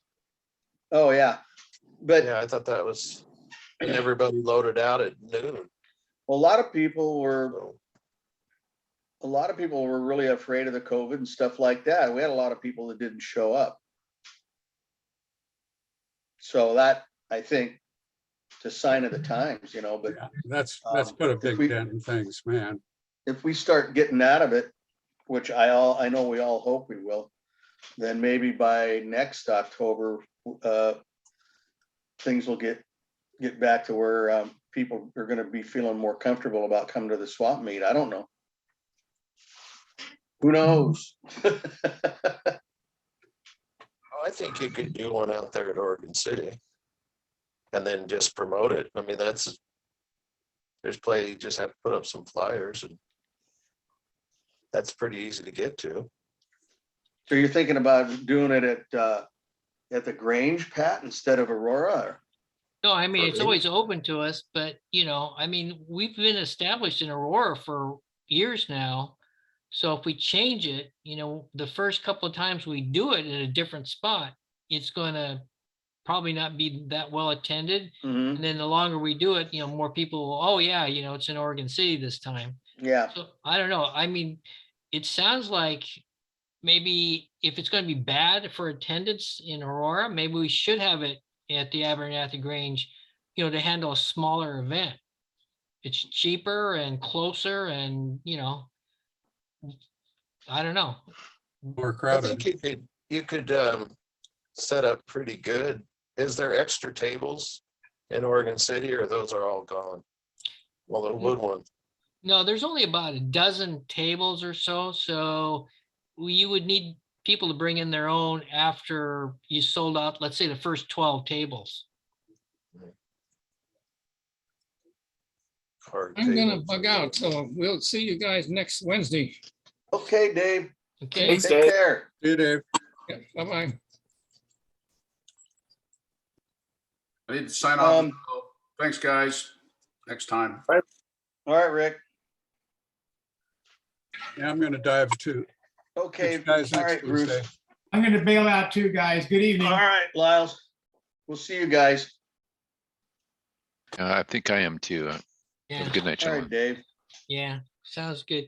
So just for everyone's left over, I created this kind of a mock-up on how we're going to do the OTAPS one. You know, OTAPS was, they're Oh, the phonograph, you know, the Wind Up Victrola Club, and they were going to Right. have a swap meet there. And so what I did is I kind of drew it out. You probably can't see it, but basically, you know, we could try to squeeze in, you know, 12 to 15 tables, no problem. But if we needed to go to like 24, we could do it. But then you're going to have 3 rows of tables.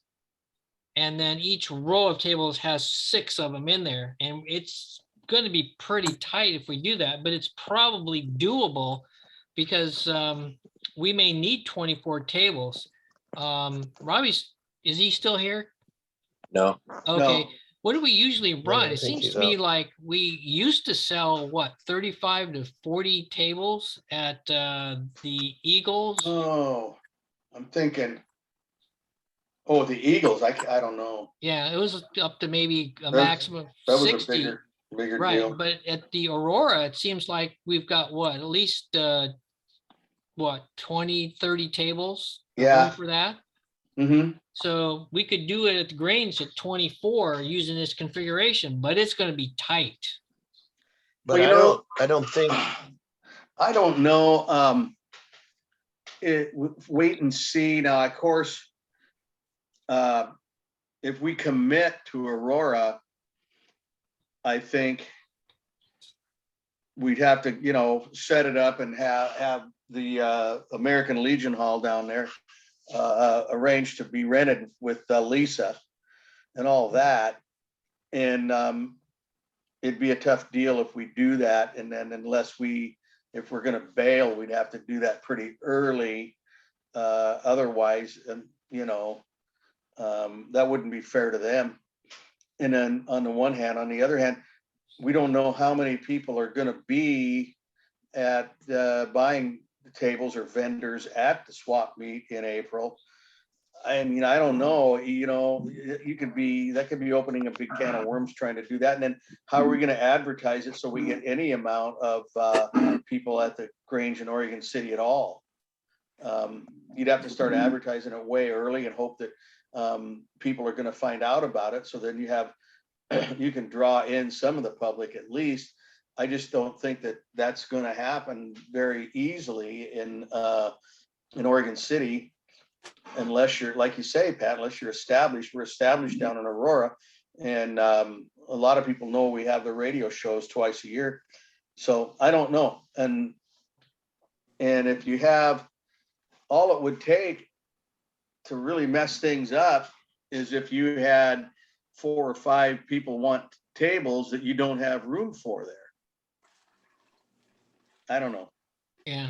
I just don't think the facility's large enough to handle it I thought at all. I thought a lot of people didn't even show up that bought table or got tables in Aurora. Yeah, they did. That's right, Christian, but everybody was afraid of the COVID.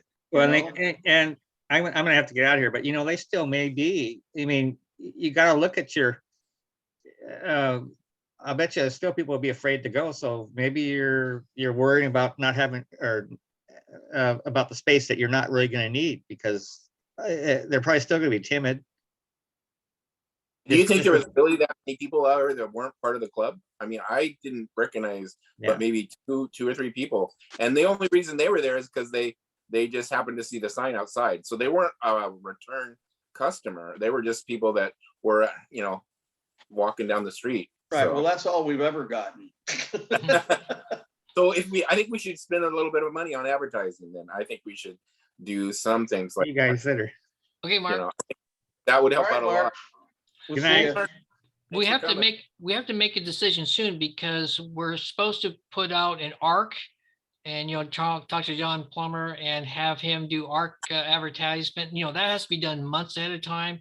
We also need to send stuff to the Seattle Club, and so on and so forth, because the advertisements have to go out early. And Ken Seymour was on, and we go through him for radio radio station advertisements. That's We can do that with Robbie too. Once Robbie gets a station, right? I don't know if Robbie's gonna have a station going by then. Yeah. Robbie, I thought he already had a booth. That'd be nice. I That'd thought be Robbie really had a nice. little low watt station going. Yeah. Well, it would be kind of bad to pay Lisa the hundreds of dollars and then not even make up our, cost of the rental with table sales. So, we're probably gonna have to make a decision one way or the other. Because I think one time when we did cancel with Lisa at the, down there in Aurora, we got all our money back. And it's 3 times the money, right? Actually, for Right, Aurora. right.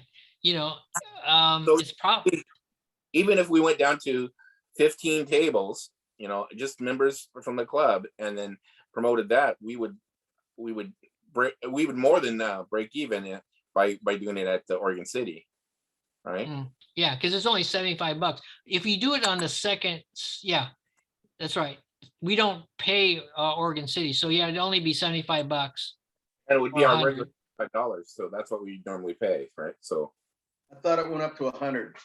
Well, that's what Judy said, but then when she asked about we asked about the OTAPs, she said $75 is, okay. And I don't know if that was the Nice to first meet you, time. Yuri.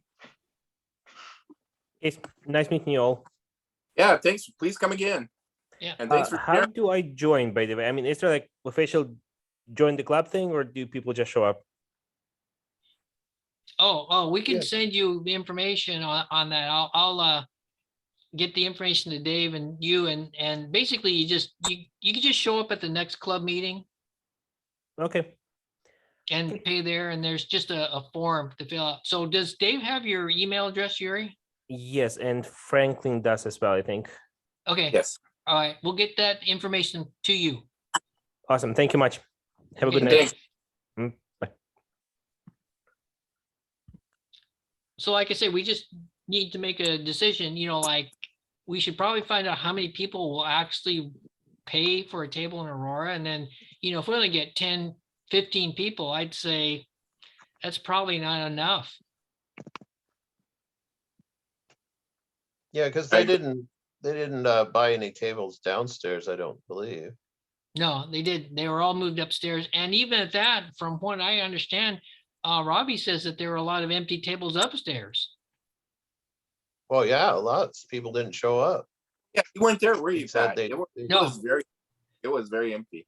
I gotta say, there was have been 5 or 6 tables that were empty, right? At least or more. And basically, it went from the club, right, Mike? How many tables? I would say 5 or 6, or maybe even more. But the whole center part was empty, right? Pretty much. Yeah. And then the vendors they started loading out at noon. So that means they probably weren't thinking they were getting enough customers. Yeah, I think thought we it need was to really, change really that. slow. Yeah, because I think we should change that, because supposedly we're all supposed to stay till 2. And if people are loading up at noon, I think we should at least change it so it's like 9 to 1. Yeah, I used to run a guitar show for 5 years, and I made them sign, contracts that they wouldn't leave. I couldn't. I mean, it causes too much if one guy or 2 guys or 3. I had a big show, but I made them. I wouldn't let them leave too early. I made them, sign something that said that they agreed that, because other people come in and you don't have any, and that happened. People came in and they would say, well, it's over, and they're looking at it's only noon, and there was a few people that came in that It happens, Christian, it interested in happens to looking. us every show. People leave early and people walk in, and 75% of the people are gone. It's only people like, Franklin and Mike and Blake, there's only a handful that remain. Yeah. Well, anyway, when I had my shows, I forced them to sign, and then if they had a great reason, I said fine, but I couldn't have the confusion of people loading out either, because I had a big show. So, well, and then I said, well, people. Our new sales coordinator. Anybody second? Well, Scott Thomas. I'm just telling you how. I'm just telling you that you're going to have a show, and people get off work and they're like, man, I got an hour to get there, and they show up. And I think these people did. I think they drove, a ways away, and if it's over at noon, they're figuring they at least had a couple more hours. But I think they did drive, and they weren't happy. The guy wasn't. He definitely wasn't happy. Yep. It was very, very disappointing that they came to see it and it's over. 9 to 1 sounds good to me. And then they have no excuse because you got to stay there at least that long, I would think. Well, a lot of it is promoting. That's what I had to do. I had to please the vendors and I had to please the customers. So I had to get enough vendors to pay for me to put the show on. And I had to get the customers to come in so that the vendors would be happy. And it just took promotion. And I postered and hand billed and word of mouth. I made sure different spots and people that they knew something was going on, and then tried to make it interesting why they would want to show up even if they hadn't before. And then last 2 years I overrun it. Or I was packed out last 2 years and I went out with a bang. I was like, I'm tired of this, but I had it packed where I had no more room whatsoever in my last 2 years. And I just, Well, maybe Pat, what you could do is talk to Scott and Robbie and find out if we, maybe we can see how many people are going to, request or pay for tables this year, and then play it by ear and then make a decision on that. If we can get people to at least commit that say, hey, yeah, I'm going to get a table in April, and they don't necessarily have to pay their money right now, but if people can at least let us know, say, we need to find out if we're going to have enough people to do Aurora, or if we're gonna go someplace else, so you can make a decision early. Yeah. And maybe that might be the way to do it, is find out how many people are willing to come to the show or be vendors at the show. Right. well, I rented them. I gave people a little bit of discount if they came in early because I was going to have a show regardless. And I'd give them a little incentive to give me the money early, and I'd give them a little discount. Yeah. Well, maybe that's a good idea, Mike. Maybe what we should do is add that as an agenda item for February's meeting. Yeah. And put it like, okay, we're going to have to make a go, no go decision for Aurora on that day. Yeah. Yeah. And see if at least, like I say, they don't have to pay for their table right away. Just at least let us know, hey, who's planning on coming? How many vendors are we going to have? And then how many tables are we going to have? Because what I can see is like the problem, and the whole thing is that, I don't care one way or the other on it, whether we have Oregon City or Aurora, but the only thing that I'm looking at is that if we have more people wanting tables, or that are going to show up than what we can accommodate at Oregon City, then you have a problem. Otherwise, if we have like at least 20 or more that want to buy a table, then we'll just go back down to Aurora. So that would be the way I would think we would want to approach it, Good point. Good point. Yeah, good point.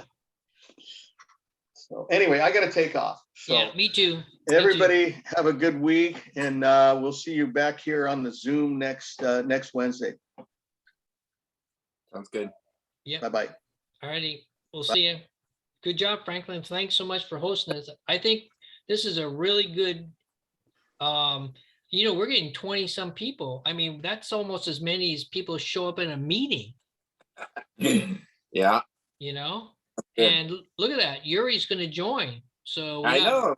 Yeah, that's good. And the thing is, usually I was worried about the conversation dying out. And so I have some other things we can do, like some auctions and stuff that were on Invaluable, as well as shopgoodwill.com, but I didn't need it. So I love it.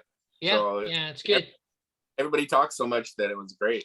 So I like when people participate. So that's great. Yeah. I don't have to worry about those dead spots. Yeah. So I don't know. I guess I saw the last email. It said it was portables, and then next week was metal. So I was afraid that maybe you didn't have anything, afterwards. So. Oh, I got some more, but go ahead and send me whatever you think. I mean, suggestions would be great. Oops. My memory's bad. Do you have a list of what we already did? Yeah, I do. But we can always revisit them too. I mean, because they're so wide, transistors or something like that, are easy to do, right? And I know that was one of our best one was transistors and plastic radios. And you missed the plastic radio one too. Oh, right? Yeah, I know. Yeah. So that's good. So are you gonna go get those parts from Dave Allen? Well, I'm gonna email him and stuff like that, but if he has got a lot of stuff that he wants to get rid of, I suggest that he comes to the February meeting, join up and just sell them, Blow- you know, Sell or, them himself, blow them out. or have an auction, or come to Aurora in April, or the Grange in April, and just sell them there. Yeah, that sounds good. That sounds good. And you know, Jay asked me if we were having an auction. She's all excited about the auction coming up, the one we were talking about. Rick I know. Ryan. I've got two or three other people ask me, are we gonna have an auction? We're gonna have an auction. It's kind of like, well, no, because no one's given anything or won an auction. The only thing that's coming up is Megan and Rick Ryan's estate. So, you know, maybe they might want to do an auction. I don't know, but I talked to Tom and he said he'll bring a bunch of radios. You know, I'm not like 50 or, you know, maybe like a dozen or so, whatever you can bring. And then they won't be auctioned, but they'll have a price on them. So, you know, He had about 20, I would say, 12 to 20 radios at Aurora. So yeah, I heard he didn't sell any. Yeah. He had that one Beetle plastic one, the white Beetle plastic one. I don't know if you've seen that one that he has. It's a white Beetle plastic, so it was pretty nice. He was asking $300 for it, I think, but so. I'm sure that's why he didn't sell it. I know everybody was looking at it because it was like, oh, if it was I think it had a crack on it though too, but still it was a Beetle plastic, and the crack was on the back side, I think, if I remember right. I might be mistaken, but I know it was a Beetle plastic one because it stuck out. But so yeah, okay, well, we will see. And so maybe not auction, but maybe some radios for sale. well, that'll be good. At least then that will be a preview too of what's coming up. Yep. But if Robbie gets his radio station going, could we be? I mean, I don't know how much Western Oregon pays Kissin, and Ken might let us know. Maybe we could sponsor a Robbie's radio station as part of our. And there he is, Ken. Sorry, I was listening, but partly I was busy cleaning my CPAP machine. Yeah, got to do that. Yeah. I was like, okay, I got you listening in the other room in the kitchen. I was cleaning that out anyway, but. So I was wondering, I had this brainstorm last time when you were talking about the Western Oregon radios is kind of a co-sponsor to Kissin now, right? Well, that's actually the licensee. I'm in that club, and so yeah, we operate it. Is that what you mean? Oh, I mean, what does the club do for Kissin? Do they actually operate it and do all that kind of stuff? Oh, I see what you're saying. Well, the club actually owns the license, and myself and a couple other guys do the programming on it. So there's another guy in the club. His name is Reiner Johnson. He's one of the other engineers, and we had a couple of production guys. What is that for the radio station? I mean, by having a charity or a 501c3 own the license, does that help you? Does that help the station? Yeah, it has helped. The club's always been a 501c3 because it's a ham radio club. And we've got a lot of repeaters, like VHF, UHF repeaters around town. And the club itself probably has, I don't know, I'm not dealing with the club membership. I think there's probably like 35 in the club. So small club then. Yeah, it's a small club. Mainly so they couldn't have paid that much for the licensing, right? Or no. Well, the license, we applied for it. So you applied for it, you have to pay some engineering fees. But we basically we were issued the license. We didn't have to really pay for it. Oh, okay. We had to apply for it. And, that whole process was like $2,000. but that was back in 2015. So What kind of a radio station are you talking about? it's a low power FM. Okay. Yeah, and we What is got different to us, the low power? the low power means that we cannot exceed 100 watts ERP above below 300 or 30 meters.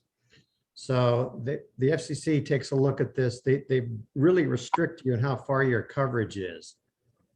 So if your average antenna height goes above 30 meters, you have to start dropping your ERP to maintain that certain radius for the contour that they allow you, which is like five miles.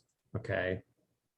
But it depends So on application to application. There's one of those LPFM stations on Vashon Island up here in the Sound. Oh, and yeah. It covers a lot. And it's Is that still, where you're at? Are you on Vashon? Yeah. Okay. No, I'm up in West Seattle, but I can pick Okay, it but up. the station is. Yeah, that's exactly. See, the KISN low power is actually on Mount Scott, which is like 1,000 foot. It's one of the highest peaks around Portland. So we had to drop our ERP down to 2 watts. Yeah, right. So, I mean, it's sort of a weak signal. You know, if we were down lower, the sweet spot is if you can get below 30 meters. And you can run 100 watts of power out of your ERP can be 100 watts. You get a little more robust signal, but Yeah, you know, we got the site for free. We got the transmitter site for free to use. So we can't Is turn it that. in the Portland area? Yeah. Yeah, but finding a fair frequency for one of those low power FMs must have been pretty tough. Well, we got it way back when it was a little bit easier, and I wouldn't say easier. There wasn't as much congestion with other translators and things. Right. We have had to fight off a local guy named Bustos. He's got a lot of FMs and AM stations in town. He's been trying to put translators in. So we've had to hire an attorney and do some special call out to the public to support us, because they were trying to nab onto our channel with a repeater, and they were going to interfere with us. So we could still have that problem, but anyway, so we've got two watts on that station. Yeah. Oh. Anyway, So, I mean, does the radio station do anything for the club? I mean, does it bring club members? We try and keep it a little bit separate because the club's kind of running its own with membership dues. So we're keeping the funds from the radio station separate from the club. But if we need to, we can use the club or the radio station funds to support us if we need some revenue for something. But so, I mean, What I'm thinking is Robbie's trying to get a radio station going, right? So yeah, he's our kind of thing. yeah, I was he's thinking, called me a few times. oh, okay. So I was thinking, well, we could maybe sponsor him as a part of the, I don't know how it would help each other, but I mean, if we had advertising on his radio station and that kind of stuff, I think that might be beneficial for us as well as them, as him. And so, and it could be just the start of something. I mean, it could be something to advertise the club, and what I was thinking is AM, and that way we could actually use, our AM. Again, he's on Mount Scott too, so he's way up there. So I was thinking like a low powered AM station, and it seems to be a lot of dead space on AM stations. Yeah. So that might be even easier to get than an FM station, I would think, right? Yeah, I'm not aware of the FCC actually giving out low power AM licenses. I know there was talk about it years ago, but they haven't, to my knowledge, they haven't come up and they aren't. So there are all high powered ones, so that would cost a lot more to run. Yeah. Well, in fact, AM's not doing real good, as you may have heard, because up where Robbie lives. In fact, he called me about this up, the old KPOJ station. Yeah. I guess they're going belly up, the new licensee. So the station, I think, is dark. I've been down in California for a couple of weeks, so I don't know. I haven't listened, but I think 1330 is off the air. Oh, really? I didn't even know that. And the station's dark. They're going to tear the towers down, and the land's they're going to put houses on the land. So the land's more valuable than the station. Oh no. So It's just an idea that I had because you were talking about it, and that they're a nonprofit. So if we could do that with Robbie or even another radio station, that might be something that. Yeah, I don't know how I haven't talked to Robbie a lot about his radio plans, but I know he's certainly into that. I don't know. So you got to wait for the FCC to open up a application window, and they haven't done that, announced one yet. And it might be really hard to find a frequency. Even with all the AM stations going dark? Oh, no, you have to get an FM. You'd have to get an FM, okay. Yeah, there's no AM low power. Oh, okay, so it'll all be high powered stuff, which is going to cost big money. Yeah. Well, you might be able to get a daytime only AM station going. If you're running a few hundred watts. Yeah, and I think there's a few stations in Portland that are actually, looking to sell their airtime, but you're right. There's daytimer only is, I think it's somewhere down near Puyallup, but they play vintage music, old-timey music, and no commercials. And it's all basically listener supported and volunteer. And it's thriving. Is that an AM station you said? Yeah, it's an AM daytime only station. I think it's like 690. Okay. I could barely pick it up here, about 50 miles away during the day. I wonder if they stream. Yes, they do. They do, Yeah, it's huh? very well known. I think it's pretty famous worldwide. I'll get the call sign and. Yeah, well, we stream Kissin'. That one's on the air too. We stream that one, and then there's another club that I'm in. We have another low power FM over in, if you guys don't know, over in Beaverton. So that one's, so whenever we do an advertisement for, the ham club or the radio club here, we run those spots on both stations, like your swap meets and things. Yeah, if you're interested in that station, it's on 690 AM in, I'm pretty sure it's Puyallup, which is down near Tacoma. Yeah. And if you just Google that, you probably come up with it. Okay. They play really good program material, and if you're streaming something, you can run that into your old time radios and enjoy some good program material. Right. You have a little AM broadcaster, rebroadcast, whatever. Yeah, and live DJs. Yeah. Periodically, mostly music. Yeah. Anyway, I'm gonna check out. Okay. Listening to you guys, I come down here in the workshop and I put you on, and every once in a while I can throw in a few 2 cents here and there. You bet. You're in the Seattle club, right? Is that what you're in? I'm in both. I joined in both. Yeah.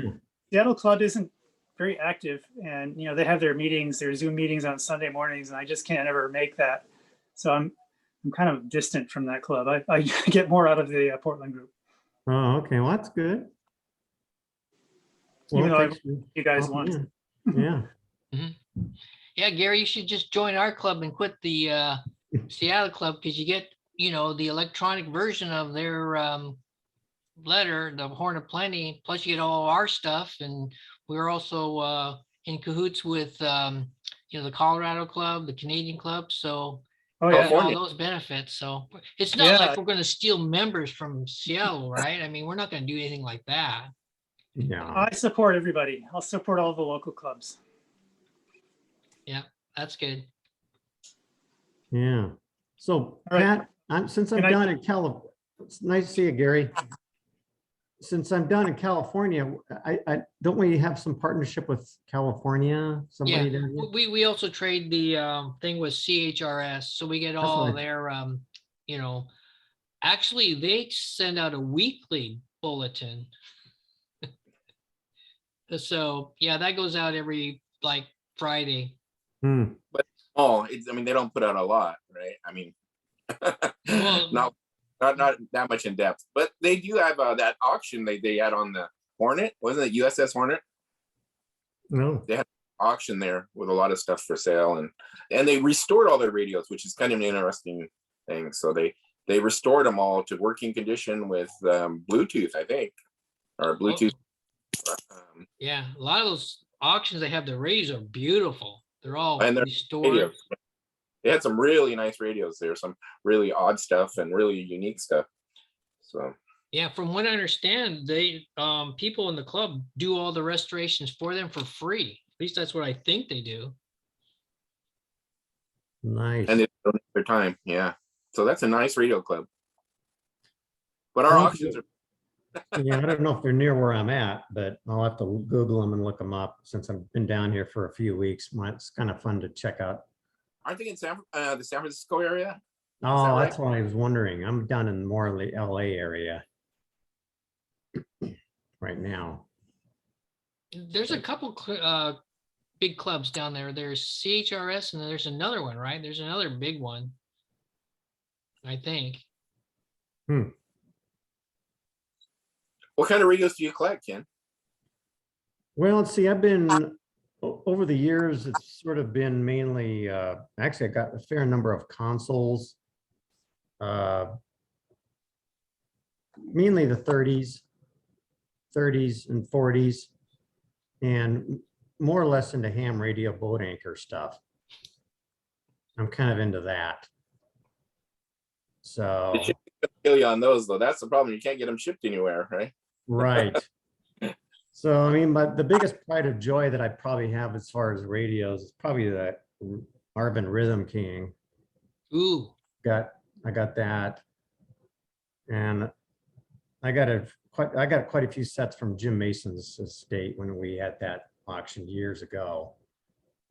So, and I've had a few that I've been collecting since I've been a kid. So an old Filco, 116, the remote control set, stuff like that.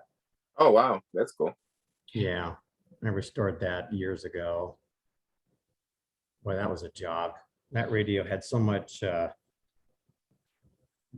insulation on those 40s sets, just that crumbled off. I practically had to rewire the whole chassis underneath. But, Yeah. Okay, guys, I'm gonna head off and all right. We'll see you we'll see you next Wednesday. Okay, well, good. I'll let you guys go and we'll try and catch you next week. Yep. All right. Sounds Thanks for good. coming. All right. Thanks, guys. Bye-bye. Bye. Bye.